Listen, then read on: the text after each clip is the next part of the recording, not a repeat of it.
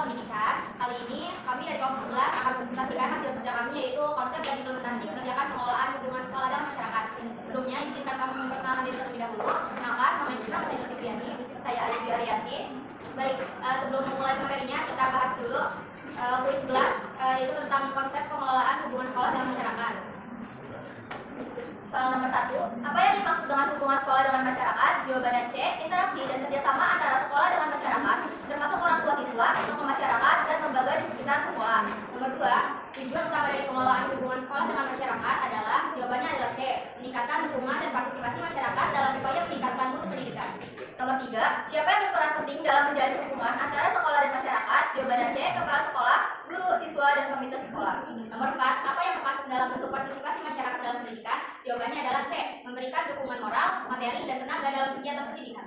Nomor 5, mengapa penting untuk melibatkan masyarakat dalam pengelolaan sekolah? Jawabannya C, untuk meningkatkan rasa memiliki dan tanggung jawab bersama dalam menciptakan lingkungan pendidikan yang kondusif. Nomor 6, langkah pertama dalam menjalin hubungan yang baik antara sekolah dan masyarakat adalah, jawabannya C, mengidentifikasi potensi dan kebutuhan masyarakat yang dapat mendukung pendidikan. Nomor 7, bagaimana cara sekolah melibatkan orang tua siswa dalam proses pendidikan? Jawabannya C, mengundang mereka dalam rapat komite sekolah, meminta masukan, dan melibatkan mereka dalam kegiatan sekolah. Nomor 12, apa manfaat utama dari hubungan yang baik antara sekolah dan masyarakat? Jawabannya C, meningkatkan hubungan masyarakat terhadap program sekolah dan meningkatkan mutu pendidikan. Nomor 9, apa yang harus dilakukan jika terdapat ketidaksesuaian antara harapan masyarakat dan kebijakan sekolah? Jawabannya C, melakukan dialog dan musyawarah untuk mencapai kesepakatan bersama. Nomor 10, mengapa penting untuk menjaga komunikasi yang terbuka antara sekolah dan masyarakat? Jawabannya C, untuk membangun kepercayaan dan kolaborasi yang efektif dalam meningkatkan mutu pendidikan. Nomor 11, salah satu tantangan utama dalam pengelolaan hubungan sekolah dengan masyarakat adalah, jawabannya B, kurangnya partisipasi dan kesadaran masyarakat terhadap pentingnya pendidikan. Nomor 12, bagaimana cara mengatasi kurangnya partisipasi masyarakat dalam pendidikan? Jawabannya C, melakukan sosialisasi, mengajak masyarakat terlibat aktif dan memberikan contoh nyata manfaat partisipasi mereka. Nomor 13, apa yang harus dilakukan sekolah jika masyarakat menunjukkan ketidakpuasan terhadap kebijakan pendidikan yang ada? Jawabannya C, menyusun strategi komunikasi dan keterlibatan masyarakat yang lebih baik untuk menerapkan dan menanggapi keluhan mereka. Nomor 14, apa yang menjadi fokus utama dalam evaluasi hubungan sekolah dengan masyarakat? Jawabannya C, kualitas interaksi, tingkat partisipasi, dan dampak hubungan tersebut terhadap peningkatan mutu pendidikan. Nomor 15, mengapa penting untuk melibatkan tokoh masyarakat dalam pengelolaan sekolah? Jawabannya C, untuk mendapatkan dukungan moral dan material serta memfasilitasi kerjasama yang lebih luas antara sekolah dan masyarakat. Nomor 16, siapa yang bertanggung jawab untuk melakukan pengawasan terhadap hubungan sekolah dengan masyarakat? Jawabannya C, kepala sekolah, komite sekolah, dan dinas pendidikan. Nomor 17, apa yang sebaiknya dievaluasi dalam pengelolaan hubungan sekolah dengan masyarakat? Jawabannya C, kualitas komunikasi, keterlibatan masyarakat, dan kontribusi mereka terhadap sekolah. Nomor 18, apa waktu yang tepat untuk melakukan evaluasi terhadap hubungan sekolah dengan masyarakat? Jawabannya C, secara berkala, misalnya setiap akhir semester atau akhir tahun ajaran. Nomor 19, bagaimana cara efektif melakukan pengawasan dalam pengelolaan hubungan sekolah dengan masyarakat? Jawabannya C, melakukan evaluasi berkala, menyusun laporan, dan menindaklanjuti masukan dari masyarakat. Nomor 20, apa yang harus dilakukan jika evaluasi menunjukkan bahwa hubungan sekolah dengan masyarakat belum optimal? Jawabannya C, menyusun rencana aksi untuk meningkatkan komunikasi, keterlibatan, dan kerjasama dengan masyarakat. Baik teman-teman, kita langsung saja materinya ya. Untuk yang pertama itu adalah belakang. Menurut Dimyati dan Yudhoyono, tahun 2013, kerjasama timbal balik antara sekolah dan pihak luar dapat memberikan manfaat signifikan dalam mencapai tujuan pendidikan. Dalam konteks ini, kolaborasi dengan masyarakat tidak hanya berfungsi untuk meningkatkan sarana dan prasarana, tetapi juga untuk menciptakan lingkungan belajar yang kondusif. Yang pertama itu selanjutnya ada konsep dasar kebijakan pengelolaan hubungan sekolah dengan masyarakat. Dalam konsep dasar kebijakan pengelolaan hubungan sekolah dengan masyarakat ini yang pertama ada pengertiannya. Menurut Dimyati dan Yudhoyono tahun 2013, hubungan sekolah masyarakat adalah kerjasama timbal balik yang terjalin antara sekolah dengan pihak-pihak di luar sekolah yang berkaitan secara langsung maupun tidak langsung dengan aktivitas sekolah untuk menyelesaikan masalah atau memajukan tujuan pendidikan secara bersama-sama. Selanjutnya akan dijelaskan oleh rekan saya. Nah, selanjutnya ada tujuan hubungan sekolah dengan masyarakat. Yang pertama yaitu menciptakan iklim belajar yang kondusif bagi peserta didik. Tujuannya adalah agar proses pembelajaran dapat berjalan dengan optimal dan efektif. Iklim belajar yang kondusif mencakup ketersediaan fasilitas belajar, dukungan sosial masyarakat, serta disiplin siswa. Kerjasama dengan masyarakat dapat menyediakan bahan ajar tambahan, fasilitas hiburan, dan mendukung kegiatan non-akademik siswa. Tujuan yang kedua yaitu memenuhi kebutuhan sarana dan prasarana pendidikan yang memadai. Sarana dan prasarana seperti laboratorium IPA, ruang baca atau bahasa, perpustakaan,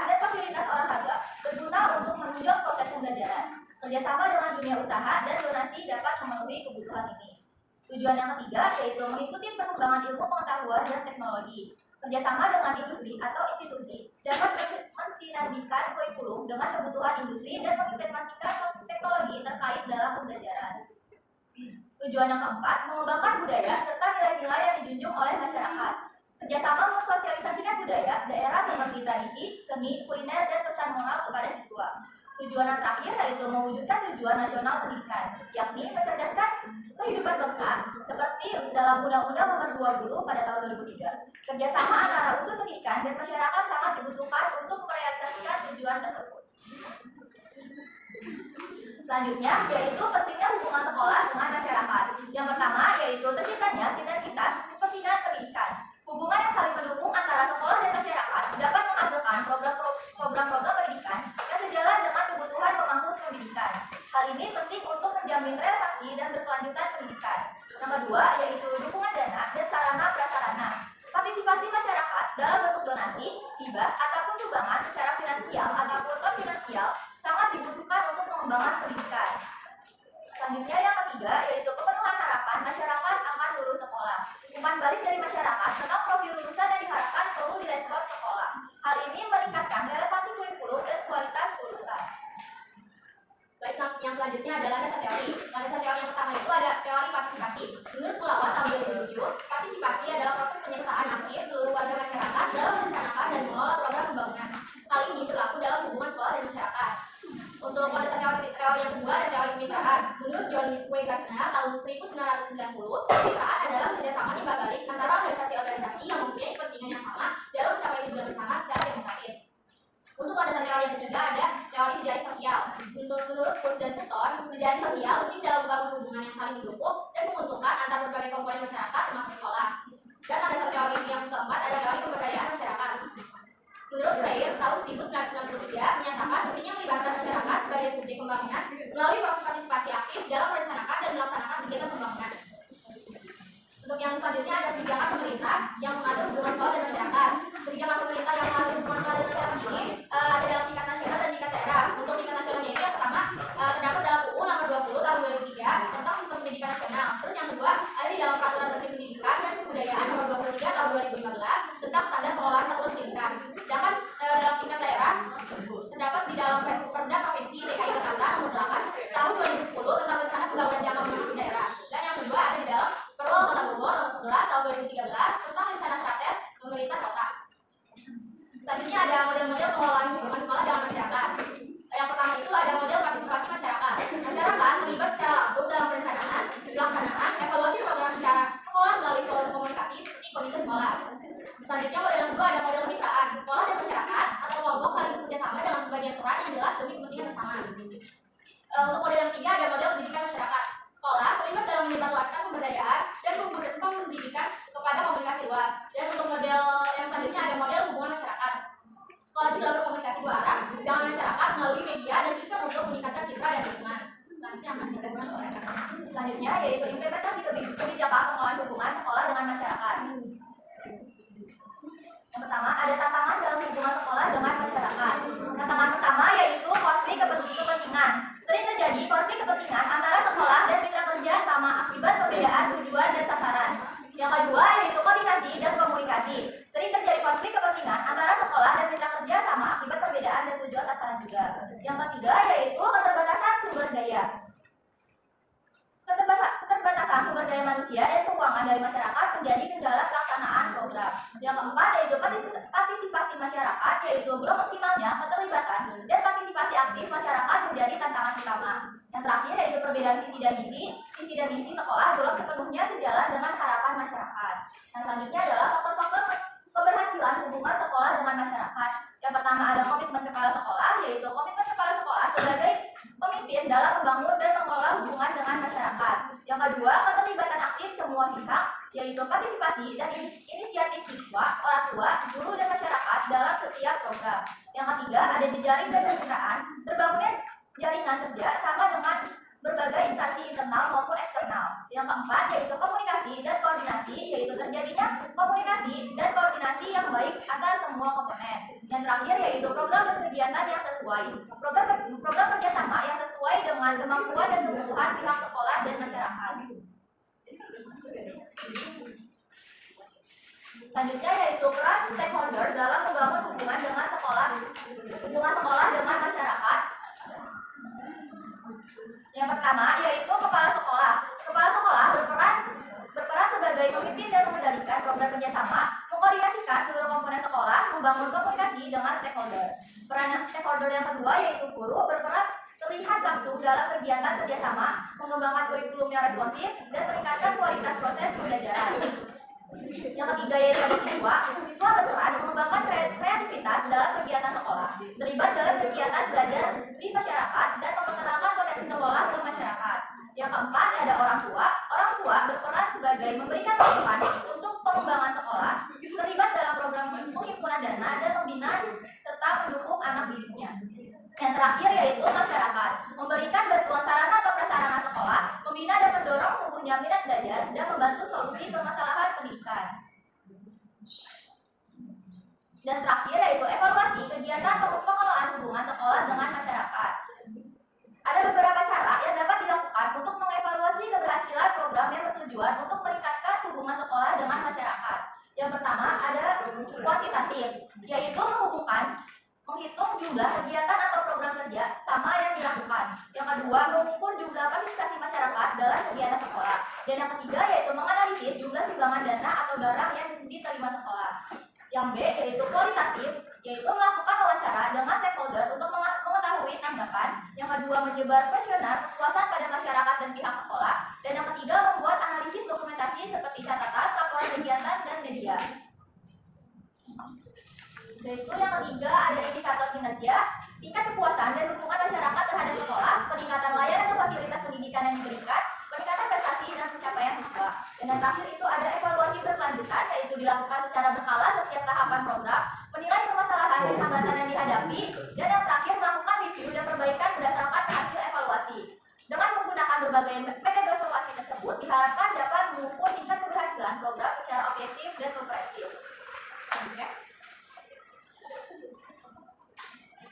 Baik teman-teman, karena tadi kita sudah selesai, saatnya kita masuki ke sesi tanya jawab. Bagi teman-teman semua yang ingin bertanya, silakan ya. Boleh dari kelompok 1 dulu mungkin ya.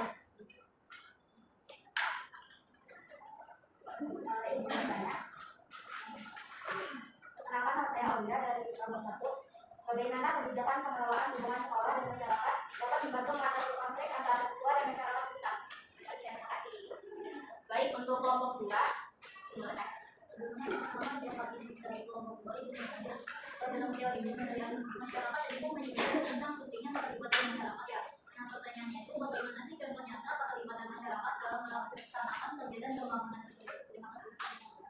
Baik, selanjutnya. Perkenalkan, nama saya Jipa dari kelompok 3. Pertanyaannya bagaimana sekolah dapat membangun komunikasi yang efektif dengan masyarakat?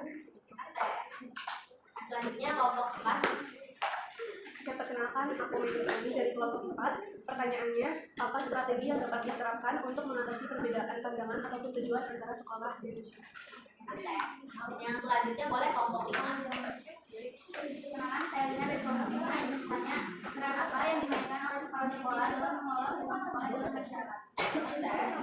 Yang selanjutnya kelompok 6. Dari kelompok 6. Apa yang kolaborasi antara sekolah dan masyarakat yang tidak berhasil? Baik, yang selanjutnya untuk kelompok 7. Pertanyaan itu bagaimana pengelolaan hubungan sekolah dengan masyarakat dapat terjalankan sesuai dengan kondisi di sekitar. Baik, yang selanjutnya dari kelompok 8. Perkenalkan, saya Rena dari kelompok 8. Pertanyaan itu, dengan perkembangan dan perubahan sosial yang cepat, bagaimana kebijakan pengelolaan hubungan sekolah dengan masyarakat perlu beradaptasi untuk tetap relevan? Terima kasih saya. Yang selanjutnya aku boleh tanya. Perkenalkan, saya lanjut dari kelompok 9. Pertanyaannya, seberapa penting peran organisasi masyarakat dalam mendukung kebijakan pengelolaan hubungan sekolah dengan masyarakat? Terima kasih saya. Yang selanjutnya dari kelompok 10. Dalam memberikan ada fakta-fakta keberhasilan hubungan dengan masyarakat. Kalau fakta-fakta keberhasilan hubungan dengan masyarakat. Terima kasih Kak. Yang selanjutnya dari kelompok 12. Perkenalkan, saya Dita dari kelompok 11. Pertanyaan itu, apa saja bentuk partisipasi masyarakat yang paling efektif buat hubungan dari masyarakat atau sekolah? Terima kasih saya. Selanjutnya dari kelompok 13. Saya Operasi Amanda dari kelompok 13. Pertanyaannya, apa perbedaan antara teori partisipasi dan teori pembicaraan dalam konteks hubungan sekolah dengan masyarakat? Yang selanjutnya dari kelompok 14. Kenapa siswa dari kelompok 14? Pertanyaannya, seberapa penting peran masyarakat terhadap implementasi kebijakan sekolah dan hubungan sekolah? Baik, izinkan kami berdiskusi terlebih dahulu ya teman-teman.